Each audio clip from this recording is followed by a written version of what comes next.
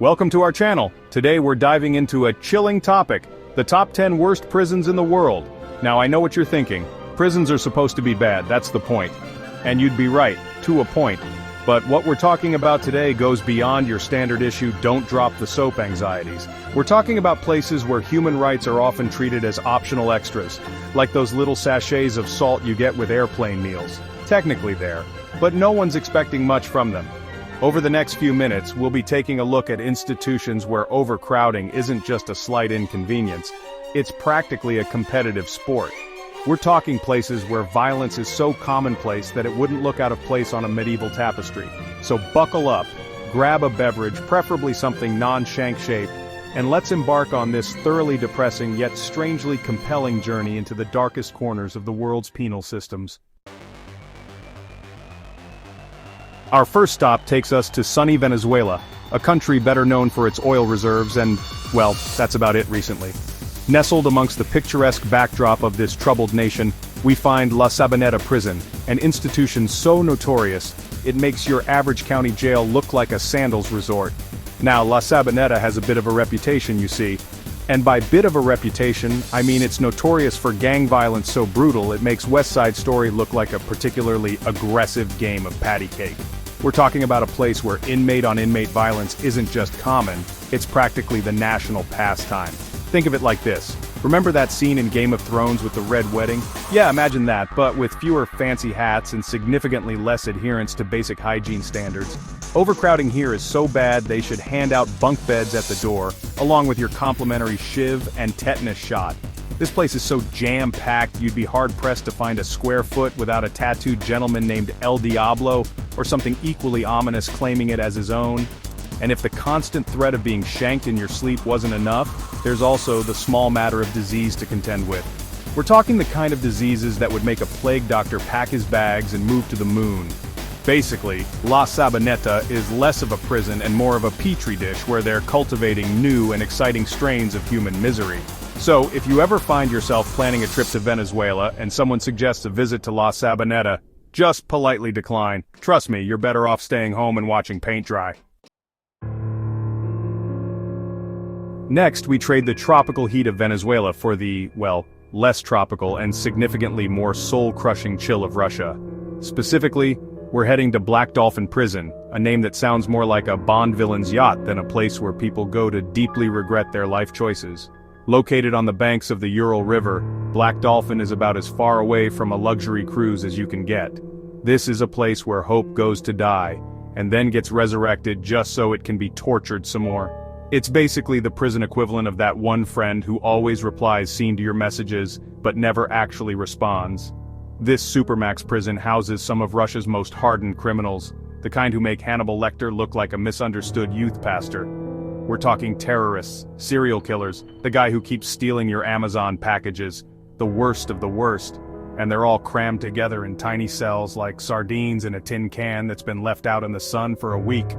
Now you might think that being stuck in a concrete box with nothing but your thoughts and the faint scent of despair would be punishment enough. But oh no, the good folks at Black Dolphin believe in going the extra mile. Prisoners are kept under 24/7 surveillance, their movements restricted to the point where they might as well be in a straitjacket. Forget rehabilitation, this place is all about punishment, pure and simple.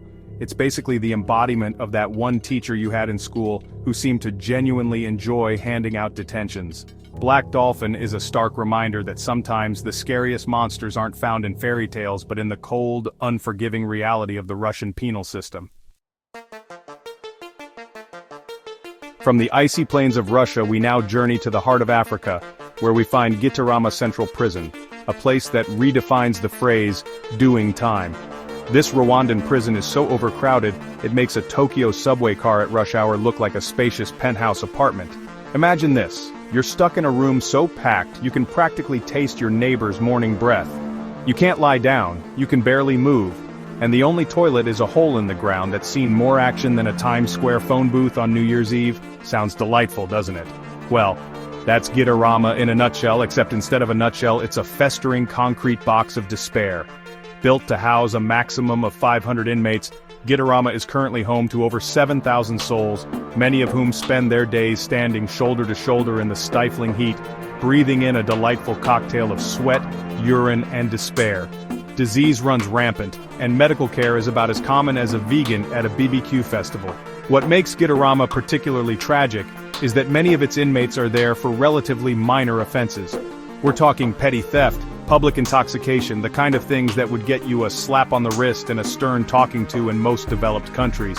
But in Rwanda, it's enough to land you in a living hell where survival is a daily victory. Gitarama is a stark reminder that sometimes the greatest punishment isn't the deprivation of freedom, but the deprivation of basic human dignity. Chapter 4. ADX, Florence, Supermax in the Land of the Free. And now, for a change of pace, we're heading back to the good old US of A. Because let's face it, no list of terrible prisons would be complete without a visit to the Land of the Free's very own contribution to the world of human warehousing, ADX Florence, or as it's affectionately known, the Alcatraz of the Rockies. Nestled amidst the picturesque Rocky Mountains, ADX Florence is home to some of America's most notorious criminals. We're talking folks like the Unabomber, Shoe Bomber, and probably someone who tried to pay for groceries with a live badger, you know, the usual crowd. This place is so secure it makes Fort Knox look like a bouncy castle. We're talking motion sensors, laser beams, attack dogs that can recite Shakespeare, the whole shebang. It's easier to get into Harvard Law with a parking ticket than it is to break out of ADX Florence. But what really sets this place apart is its commitment to solitary confinement. We're talking 23 hours a day, locked in a cell the size of a parking space, with nothing but your thoughts and the faint hum of fluorescent lighting to keep you company. It's enough to make anyone go a little stir-crazy, which, let's be honest, is probably the point. Now, some might argue that these measures are necessary to keep dangerous criminals under control, and they might have a point, but at what cost? Is it really possible to rehabilitate someone when you're treating them like a rabid animal? ADX. Florence is a stark reminder that even in the land of apple pie and second chances, justice can sometimes feel a lot like revenge. Chapter 5. Diyarbakir Prison, Turkey's House of Horrors. Hold on to your hats, folks, because we're about to take a trip to Diyarbakir Prison in Turkey, a place where human rights go to die a slow, agonizing death. This isn't just a prison, it's a monument to cruelty, a testament to man's capacity for inhumanity. Diyarbakir has a long and storied history of human rights abuses, and by storied, I mean it's the kind of story you tell at slumber parties if you want to make sure no one gets any sleep. We're talking torture, beatings, and medical neglect so severe, it would make a medieval barber blush. Over the years, Diyarbakir has been home to political prisoners, journalists, and anyone else who dared to criticize the Turkish government. It's basically the government's way of saying, we appreciate your feedback, but we're going to need you to disappear for a while. The conditions inside Diyarbakir are notoriously horrific. We're talking overcrowding so bad inmates are practically stacked like cordwood. Sanitation is non-existent, disease is rampant, and the food is basically what you'd get if you scraped the bottom of a dumpster behind a hospital cafeteria. But it's the psychological torture that really sets Diyarbakir apart. Inmates are subjected to sleep deprivation, sensory overload, and constant harassment from guards. It's basically like being trapped in a Kafka novel, only with less existential dread and more actual dread. Diyarbakir is a stark reminder that in some parts of the world, freedom of speech is about as real as a unicorn riding a rainbow.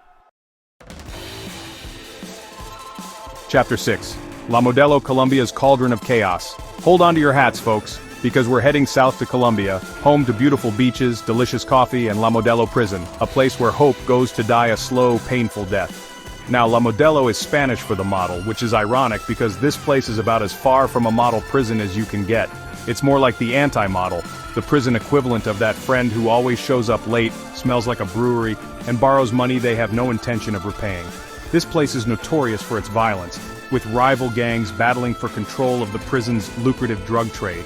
Imagine a scene from Narcos, but with less cocaine and more improvised weapons made from toothbrushes and bed springs. Overcrowding is a massive problem at La Modelo, with thousands of inmates crammed into a space designed for a fraction of that number. Imagine spending every waking moment surrounded by the sweet aroma of body odor, desperation, and stale coffee. It's enough to make you want to join a monastery and take a vow of silence. But what really sets La Modelo apart is its sheer lawlessness.